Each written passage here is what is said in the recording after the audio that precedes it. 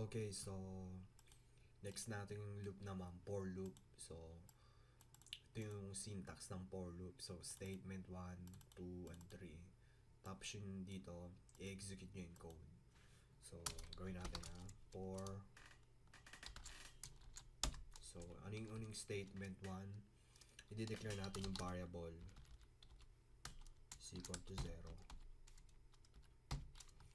Ito yung unang statement. So yung next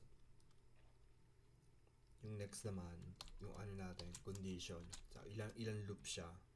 10 beses tayo maglo-loop. Ayun yung second statement. Tapos yung third statement, yung i-increment. Yung i-increment natin. So, cout I and new line. Ayan. So, run natin. Okay.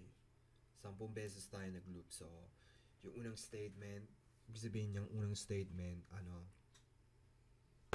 ayun yung una natin i-declare na variable kung saan tayo mag-start. So, mag-start tayo sa 0. Tapos hanggang condition natin hanggang 10. Tapos i-increment natin ng increment, auto-increment natin yung I hanggang hindi na ano natin yung condition na sa statement 2. So, ito yung for loop. So, madali lang. Okay. Okay, well, tapos na tayo. Doon na tayo sa break or continue na. So, pag-aaralan natin yung break pati continue. So, ayun, doon na tayo sa next tutorial natin.